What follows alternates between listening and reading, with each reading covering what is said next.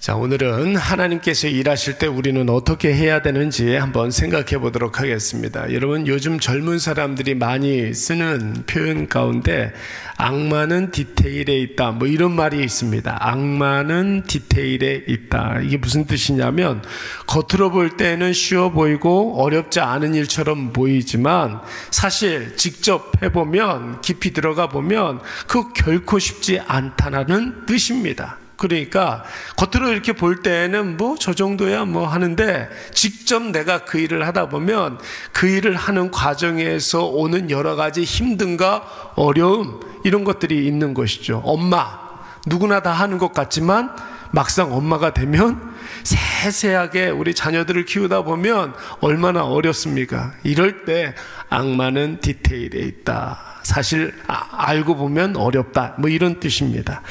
여러분, 신앙에 있어서 가장 중요한 것은 하나님 말씀에 순종하는 것이죠. 그런데 이게 말처럼 쉬운 일이 아닙니다.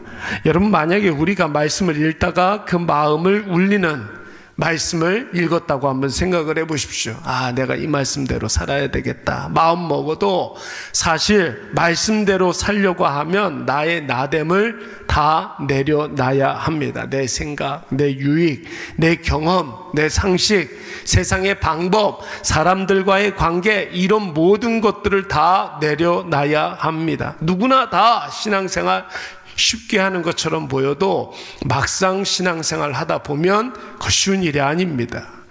예배 시간에 설교자가 하나님의 말씀을 선포합니다. 우리는 그 말씀을 사람의 말로 받지 않고 하나님의 말씀으로 듣습니다.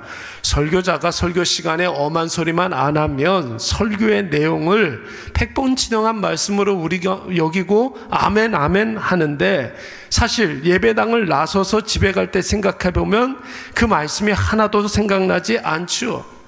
당연한 말씀이지만 사실 너무 어렵다고 생각하는 것입니다.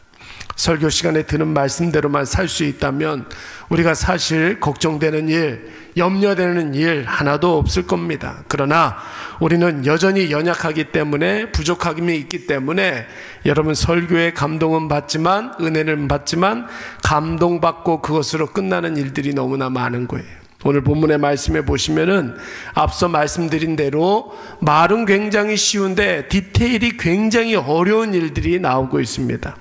여러분, 이스라엘이 지금 코앞까지 진격해 왔습니다.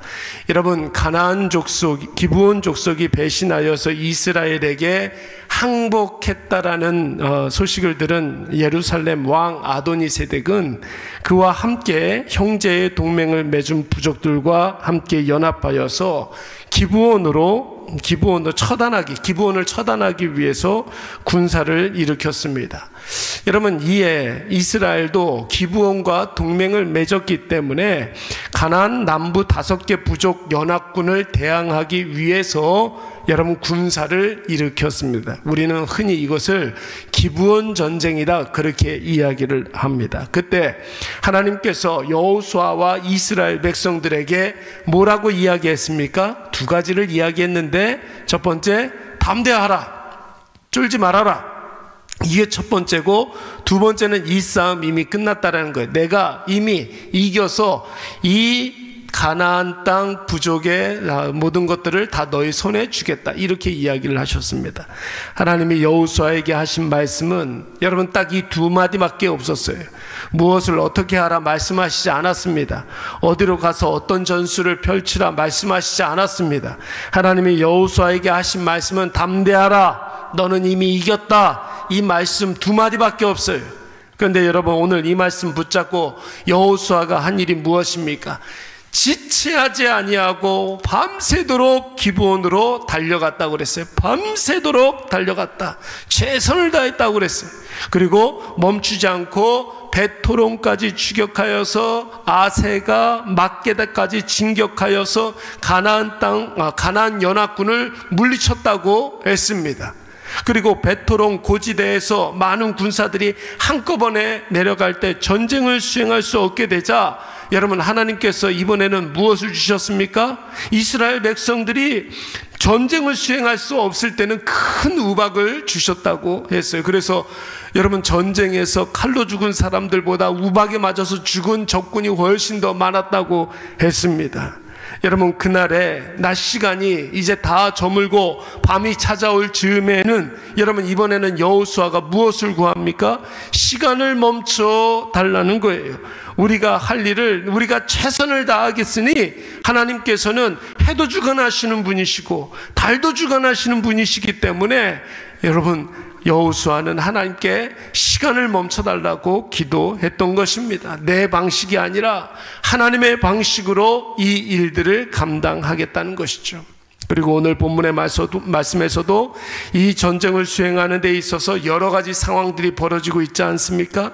가나안 땅 연합군의 5부족의 왕들이 쫓길 때까지 쫓기다가 막게다 굴에 숨어 들어갔을 때 여러분, 이스라엘 백성들은 끝까지 쫓아 들어가는 것보다는 절대로 나오지 못하도록 굴을 막아버렸고, 또 왕이 없는 적군을 지체하지 아니하고 끝까지 쫓아가 그들을 섬멸하고 그들이 할 수 있는 데까지 끝까지 최선을 다하게 됩니다. 사랑하는 여러분, 하나님이 오늘 우리에게 새로운 하루, 또 10월의 첫 번째 날을 허락해 주셨습니다.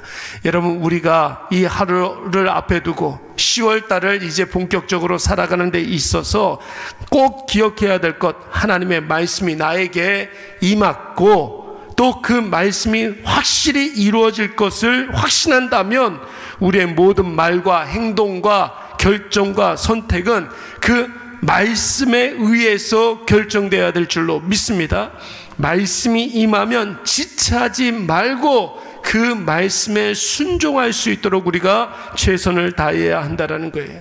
하나님의 말씀이 확신하다면 지체하지 말아야 되고, 말씀이 나를 이끌어가고 있다면 주저하지 말아야 하고, 말씀의 능력을 체험했다면 앞으로 일어날 일들에 대하여 겁내거나 두려워 말고 주어진 그 일들을 감당해 내시기 바랍니다. 여러분, 한번 보세요. 갈대우르에서 우상의 신전 옆에서 기념품 만들어 팔아먹고 살던 아브라함 한번 보십시오. 어느 날 그에게 하나님의 말씀이 임했습니다. 확실해요. 이 말씀이 임했어요. 본토 친척 아비의 집을 떠나라는 것입니다. 하나님께서 그 말씀을 통해서 땅도 주고 자손도 주고 내 이름을 번성케 해 주시겠다는 것입니다. 여러분, 이 말씀이 아리까리하고 헷갈리고 흐리멍텅했다면 아브라함이 70평생 살았던 그 자신의 고향을 떠났겠습니까? 아니죠. 그 말씀이 너무나 선명했기 때문에 말씀이 어디로 가라고 이야기는 하진 않았어요. 떠나라고만 했지. 근데 그 말씀 붙잡고 갈 바를 알지 못하고 하나님께서 인도하시는 그 길로 떠난 줄로 믿습니다. 여러분, 믿음이 뭐예요? 말씀대로 사는 삶이에요.